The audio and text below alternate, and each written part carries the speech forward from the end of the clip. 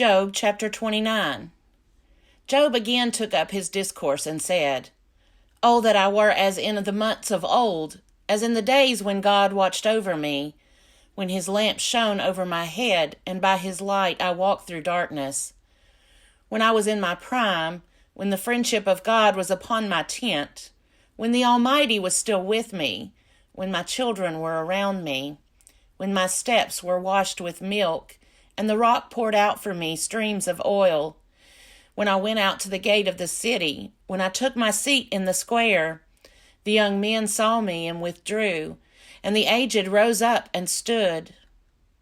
The nobles refrained from talking and laid their hands on their mouths.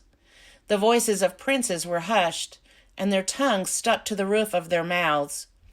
When the ear heard, it commended me, and when the eye saw, it approved, because I delivered the poor who cried, and the orphan who had no helper. The blessing of the wretched came upon me, and I caused the widow's heart to sing for joy. I put on righteousness, and it clothed me. My justice was like a robe and a turban. I was eyes to the blind, and feet to the lame. I was a father to the needy, and I championed the cause of the stranger. I broke the fangs of the unrighteous, and made them drop their prey from their teeth. Then I thought, I shall die in my nest, and I shall multiply my days like the phoenix. My roots spread out to the waters, with the dew all night on my branches. My glory was fresh with me, and my bow ever new in my hand. They listened to me and waited, and kept silence for my counsel. After I spoke, they did not speak again, and my word dropped upon them like dew. They waited for me as for the rain. They opened their mouths as for the spring rain. I smiled on them when they had no confidence, and the light of my countenance they did not extinguish.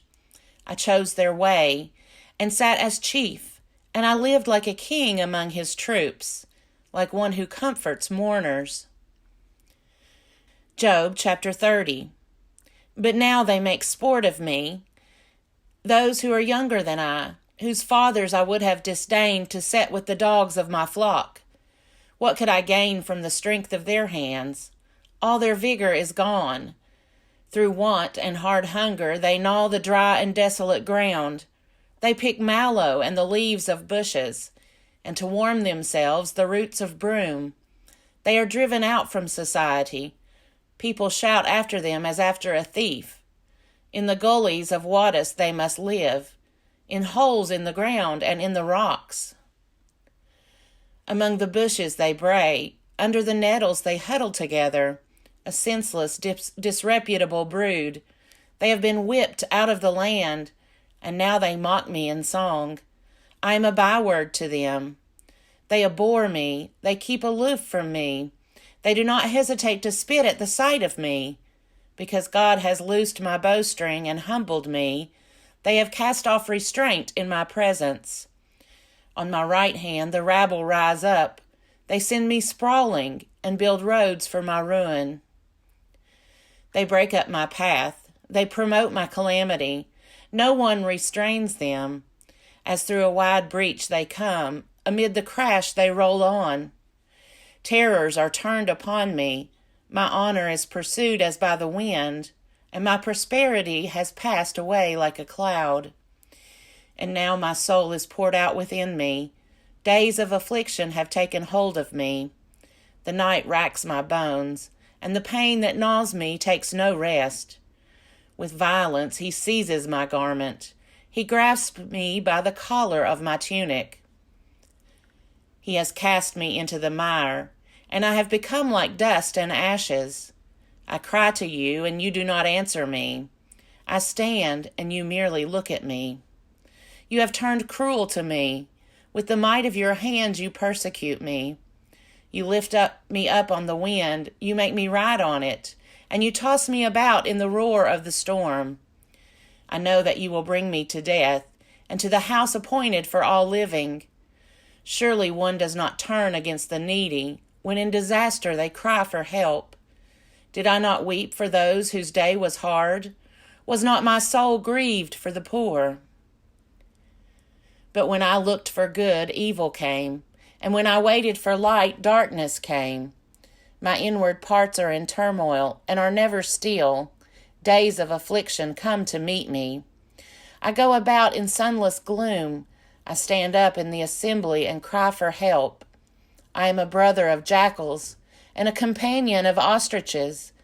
My skin turns black and falls from me, and my bones burn with heat. My lyre is turned to mourning, and my pipe to the voice of those who weep. Job chapter 31. I have made a covenant with my eyes. How then could I look upon a virgin? What would be my portion from God above, and my heritage from the Almighty on high? Does not calamity befall the unrighteous, and disaster the workers of iniquity? Does he not see my ways, and number all my steps? If I have walked with falsehood, and my foot has hurried to deceit, let me be weighed in a just balance, and let God know my integrity. If my step has turned aside from the way, and my heart has followed my eyes, and if any spot has clung to my hands, then let me sow and another eat, and let what grows for me be rooted out. If my heart has been enticed by a woman, and if I have lain in wait at my neighbor's door, then let my wife grind for another, and let other men kneel over her. For that would be a heinous crime, that would be a criminal offense. For that would be a fire consuming down to Abaddon, and it would burn to the root all my harvest. If I have rejected the cause of my male or female slaves, when they brought a complaint against me, what then shall I do when God rises up? When he makes inquiry, what shall I answer him? Did not he who made me in the womb make them? And did not one fashion us in the womb?